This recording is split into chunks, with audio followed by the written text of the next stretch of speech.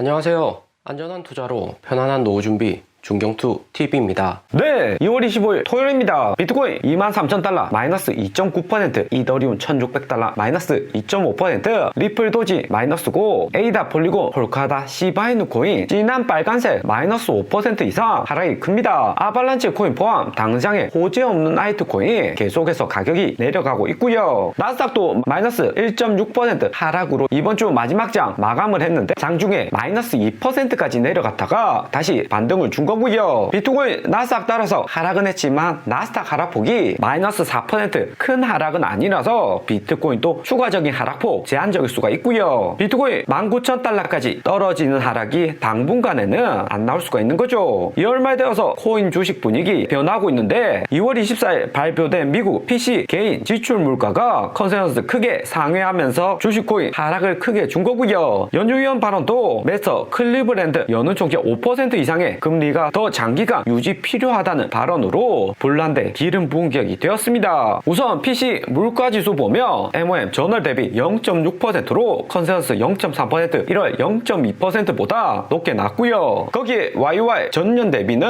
5.4%로 전월 5.3%에 비해서 반등이 왔습니다. 컨센서스 4.8% 크게 상회를 한 거죠. 여기 차트만 봐도 윗골이 다시 올라가면서 인플레이션율 쉽게 안 내려온다는 시그널을 주고 있습니다. 공공요금 상승이 물가지수 주요 상승 요인이었고, 특히 서비스 물가 반등이 시작이 되고 있고요. 서비스 물가는 한번 오르면 안 내려오는 지표입니다. 서비스 물가 대부분이 인건비죠. 거기에 미국 금리 고점 다 왔다는 인식에 주택가격 하락세도 주춤하면서 미국 서민들 월세 부담은 다시 커지고 있고요. 종합 인플레이션율은 2월 유지는 했지만 연준이 CPI보다 더 중시하는 PC 물가 재상승하는 모습은 시장의 불안감으로 옮겨가고 있습니다. 연준이 금리 인상 양평 기축 지속은 하고 있지만 중국 리오프닝에 미국 금리 고점 닿았다는 인식으로 해서 물가 하락폭도 작아지고 있습니다. 이번 달 한 달 정도는 반등 오는 것이 공포 심리 정도다 볼 수 있습니다. 하지만 다음 달 또 계속해서 미국 PC 물가 상승을 하면 연준의 25bp 금리 인상 노선은 달라질 수가 있는 거고요. 파르장 2월 1일 FOMC에서 디스인플레이션 발언은 했지만 2021년 인플레이션율 상승 일시적이라고 틀린 발언도 했었기 때문에 시장에서는 반신반의 하는 모습이죠. 3월 14일 다음 미국 인플레이션율 발표까지 시간이 남아있어서 나스닥 하락 이후 다음 데이터 기다리면서 횡보할 듯 합니다. 큰 하락보다는 마이너스 1.6% 정도 하락으로 하락폭은 제한될 듯 하고요. 그러면서 이번 하락은 어느 정도 예측이 가능했던 구간입니다. 지난주 미국 PPI 생산자 물가지수 반등 나오고 중경투 초보 IB 공지 드렸고요. 중경투의 현재 관점 정확하게 재언급을 드리면 코인들 일부 익절해서 현금화는 했지만 비트코인 포함 수익률이 좋은 코인들은 여전히 홀딩 중입니다. 전체 비중에서는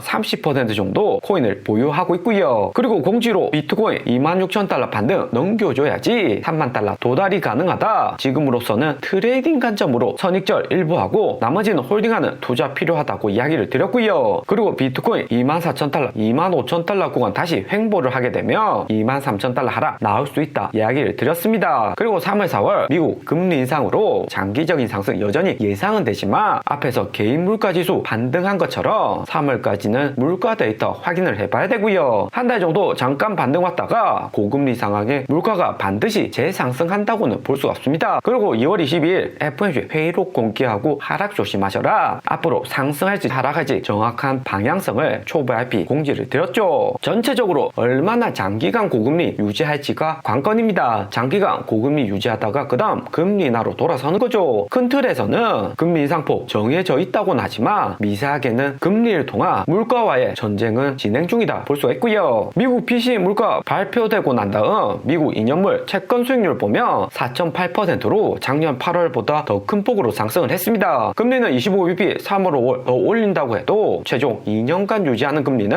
최소 4.5%는 될 것이다 예상을 한다는 거고요. 원달러 환율 역시 1314원으로 추가 상승했습니다. 일본 새로운 중앙은행 총재까지 양적 완화 지속 하겠다 하겠다는 움직임 보여주면서 원달러 같이 내려가고 환율은 상승을 하고 있고요. 원달러 환율 상승으로 업비트 김치 프리미엄은 플러스 1%로 나쁘진 않습니다. 하지만 비트코인 23,000달러 구간 한 달 정도 유지를 해버리며 김치 프리미엄 내려올 가능성 크면서 마이너스 김프 될 수도 있고요. 마이너스 김프에 비트코인은 큰 문제 없다지만 알트코인들은 가격도 내려가고 김프까지 추가 하락되면서 손실이 더 커질 수가 있습니다. 알트코인들 비중 조절 필요한 거죠. 특히 샌드박스 보면 마이너스 5% 하락 오고 차트적으로도 1000원 고점 못 뚫고 쌍봉 찍고 내려온 상황입니다. 샌드박스 메타버스 코인으로 메타버스 산업 자체가 마이크로소프트 메타 당장의 성장을 포기한 산업이고요. 마이크로소프트 메타버스 팀 전원 해체를 하면서 수익성 돈 안 된다고 하는 거죠. 샌드박스 역시 5월 6월 연중 금리 인상 종료하면 단기 반등 예상은 되지만 장기적으로는 전 저점 아래로 내려갈 가능성이 큽니다. 비트코인 16,000달러 작년 저점까지 당장에 내려가진 않겠지만 알트코인들은 직전 저점 아래로 내려가는 패턴이 일반적이고요. 수익률 측면에서는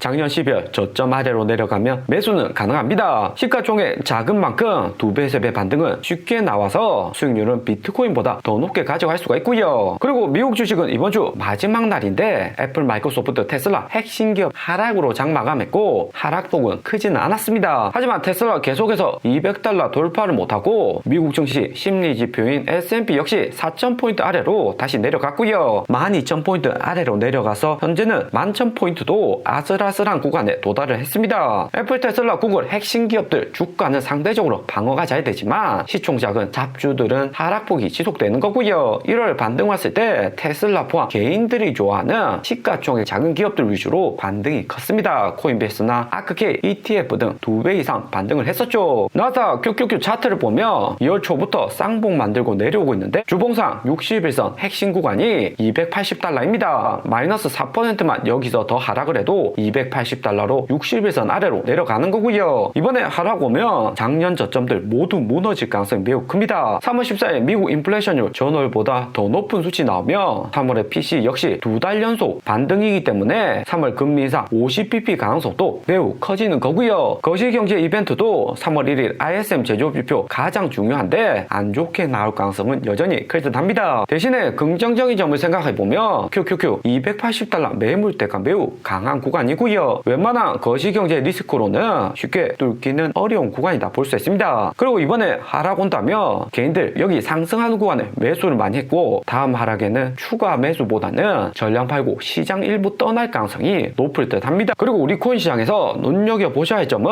리플 포함 이더리움 고래들 지각간의 움직임 활발하게 일어나고 있고요. 리플은 코인이 이동할 때 수수료 낮아서 자주 이용되는 코인이고 인파워 오버사이트에서 리플의 힘먼 연설 지지한다고 미국 법원에 자료를 제출했고요. 그러면서 2월 24일 리플 1억 3천개 이동을 했습니다. 비트코인 가격 하락에 리플 소송 호재 만들려는 작은 움직임이 시작되었다 생각이 되고요. 이번에 힘먼 연설 미국 법원에 제출한 인파워 오버사이트는 정부 감시 사이트입니다. 주식으로 치면 울프 리서치처럼 정부가 잘못한 점을 공격하는 사이트이고요. 힘먼 연설은 전 SEC 임원이었던 힘먼이 리플은 증권이 아니고 코인이라고 연설을 했던 자료이죠. 그러던 SEC가 2020년 갑자기 말 바꿔서 리플이 증권이라면서 소송 들어가고 리플 가격 상승에도 제약을 준 거고요. 추가 자료 제출로 인해서 리플 승소 가능성도 커졌습니다. 리플 승소하면 가장 좋겠지만 패소해도 벌금형 정도로 리플 가격도 잠시 하락 이후 크게 재상승할 가능성도 존재하고요. 그리고 3월 이더리움 상하이 하드포크 남겨두고 있는데 최근에 이더리움 고래들 움직임 매우 활발하게 일어나고 있습니다. 3월까지 며칠 남지 않았죠. 상승장에서 이더리움 고래들 지각감 움직임 호재로 이더리움을 더 사는 거지만 최근같이 미국 거시경제 환경 다시 불안해질 때 하락장에서 거래가 늘어나며 매도 가능성이 큽니다. 새벽에 91,000개 이더리움 바이낸스로 매도 물량 났고 2월 23일 125,000개 이더리움 6번이나 나눠서 이동을 했고요. 고래들 지갑 이동하는 것은 다른 지갑으로 분산해서 데이터에 체크 안 되게 매도하는 움직임입니다. 한꺼번에 고래 지갑에서 대량의 매물이 나오며 이더리움 시장 가격 끌어내리는데도 결정적인 작용을 하고요. 최대한 이더리움 가격 방어하고 개인들 눈치 못 채게 이더리움을 조심히 옮기는 거다 볼 수 있습니다. 2월 22일에도 10만 개 넘는 이더리움 물량 이동을 했고요. 오늘의 영상은 여기까지입니다. 좀 더 디테일한 투자 정보가 필요하신 분들은 커뮤니티로도 자료가 공유되니까 멤버십 가입과 구독 부탁드립니다. 감사합니다.